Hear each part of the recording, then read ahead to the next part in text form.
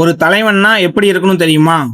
Win பண்ணும்போது கொண்டாடுறவன் மட்டும் தலைவன் கிடையாது. தோத்து போய் அவமானப்பட்டு ஒட்டுமொத்த வேல்டும் இவனோட கதை முடிஞ்சு போச்சுடான்னு சிரிக்கிறப்போ அதே சிங்க நடையோட திரும்ப வந்து எதிரியோட கோட்டையிலேயே கொடிய நாட்டவன் தான் உண்மையான தலைவன்.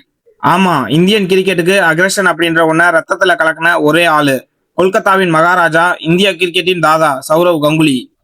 2002ல லார்ட்ஸ் பால்கனியில நின்னுக்கிட்டு இங்கிலாந்து பார்த்து சட்டையை கழட்டி சுத்தின கெத்தா இருக்கட்டும், பாகிஸ்தானை அவங்க ஹோம் கிரவுண்ட்லயே வச்சு அடிக்க முடியாதுன்னு சொன்ன வேர்ல்டுக்கு முன்னாடி அவங்க கண்ட்ரிக்கே போய் டிராபியை தூக்குன ஆட்டிடியூடா இருக்கட்டும், எல்லாமே இந்தியன் கிரிக்கெட் ஹிஸ்டரியே மாத்தி அமைச்ச சம்பவங்கள்.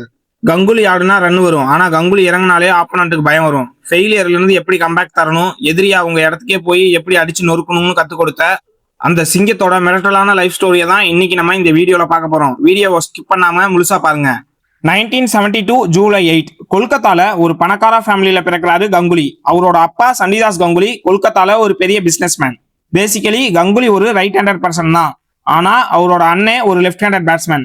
அண்ணனோட கிரிக்கெட் கிட் இலவசமா கிடைக்குங்கிற ஒரே ரீசனுக்காக கங்குலியும் லெஃப்ட் ஹேண்டட் பேட்ஸ்மேனா மாறினாரு. 1992ல வெஸ்ட் இண்டீஸ்க்கு எதிராக தன்னோட ஃபர்ஸ்ட் இன்டர்நேஷனல் ஓடிஐ மேட்ச்ல களமிறங்குறாரு. ஆனா அன்லக்கியா வெறும் 3 ரன்ஸ்ல அவுட் ஆகுறாரு. அது மட்டும் இல்லாம சீனியர் பிளேயர்ஸ்க்கு வாட்டர் எடுத்து தர மறுத்தாருன்னு கங்குலி மேல பெரிய பிரச்சனை உருவாக்கப்பட்டு டீம்ல இருந்து தூக்கப்பட்டாரு. இவருக்கு டேலண்ட் இல்ல, திமிரு பிடிச்சவர்னு மீடியாலாம் பயங்கரமா கிரிட்டிசைஸ் பண்ணாங்க. ஆனா கங்குலி விட்டு கொடுக்கல. அடுத்த 4 வருஷம் டொமஸ்டிக் ரஞ்சி டிராபி மேட்சஸ்ல விளையாண்டு ரன்ஸை குவிச்சு வச்சாரு. இதன் பலனா 1996ல இங்கிலாந்து டூருக்கான இந்தியன் டீம்ல ஸ்பாட் கிடைக்குது. லார்ட்ஸ் ஸ்டேடியம்ல நடந்த அந்த செகண்ட் டெஸ்ட் மேட்ச்ல சித்து அவுட் ஆனதுனால கங்குலிக்கு சான்ஸ் கிடைக்குது. தன்னை வேணாம்னு சொன்ன அதே வேர்ல்டுக்கு முன்னாடி கிரிக்கெட்டோட புனித தளமான லார்ட்ஸ்ல தன்னோட டெபியூட் மேட்ச்லயே 131 ரன்ஸை விளாசி டெபியூட் டெஸ்ட்லயே செஞ்சுரி அடிச்ச ஃபர்ஸ்ட் இந்தியன்கிற ஹிஸ்டாரிக் ரெக்கார்டை படைச்சாரு. 2000ல மேட்ச் பிக்சிங் இஷ்யூனால இந்தியன் கிரிக்கெட் டீமே ஆடி போனப்ப கங்குலி கேப்டனா பொறுப்பேற்காரு. அப்போ வரைக்கும் சாஃப்டா இருந்த இந்தியன் டீமை எதிரின் பிளேயர்ஸோட கண்ணை பார்த்து சேலஞ்ச் பண்ற அக்ரெசிவ் டீமா மாற்றினாரு.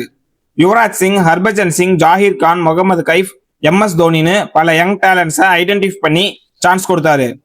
2002 நேட்ரஸ்ட் ஃபைனல்ல இங்கிலாந்து கொடுத்த 326 ரன்ஸ் டார்கெட்டை யுவராஜ் சிங் அண்ட் முகமது கைஃப் ஹெல்ப்போட சேஸ் பண்ணி ஜெயிச்சப்போ லார்ட்ஸ் பால்கனில கங்குலி சட்டையை கழட்டி சுத்தின சம்பவம் இந்தியன் கிரிக்கெட்டோட ஆட்டிடியூட் ஐக்கானா மாறினது. அடுத்து பாகிஸ்தானுக்கு எதிராக கங்குலி செஞ்ச சம்பவங்கள். 1997ல சஹாரா கப் கனடால நடந்த இந்த சீரியஸ்ல பேட்ஸ்மேனான கங்குலி மீடியம் பேஸ் பவுலிங் பண்ணி பாகிஸ்தானை சுருட்டினாரு. வெறும் 16 ரன்ஸ் கொடுத்து 5 விக்கெட்ஸை தூக்கி மேன் ஆஃப் த சீரியஸும் வாங்கினாரு. 1998 Dhaka final Pakistan 314 runs target வச்சப்போ கங்குலி 124 ரன்ஸ் அடிச்சு வேர்ல்டு ரெக்கார்டை சேஸ் பண்ண உதவுனாரு.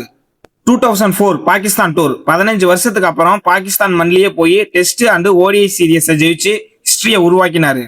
2007 Bengaluru test team 61க்கு 4ன்னு struggle ஆனப்போ Abdur பவுலிங்கை உடைச்சி 239 ரன்ஸ் டபுள் செஞ்சுரி அடிச்சாரு. லைஃப்ல பீக்குக்கு போற எல்லாருக்குமே ஒரு ஃபால் வரும், கங்குலிக்கும் அது வந்தது.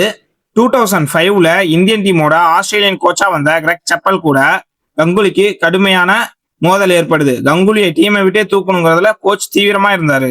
இதனால கங்குலியோட கேப்டன்சி பறிக்கப்பட்டு டீமை விட்டே தூக்கப்பட்டாரு. கங்குலியோட கேரியர் முடிஞ்சது, இனி அவர் இந்தியன் டீமுக்கே திரும்பவே முடியாதுன்னு மீடியாலாம் எழுதுனாங்க. கங்குலியை எல்லாருமே ரிஜெக்ட் பண்ணாங்க. ஆனா தாதா சைலன்ஸா இருந்தாரு. திரும்பவும் டொமஸ்டிக் ரஞ்சி டிராபி மேட்சஸ்க்கு போய் தன்னோட ஃபிட்னஸை ப்ரூவ் பண்ணி ரன்ஸை குவித்து வச்சாரு. இதன் பலனா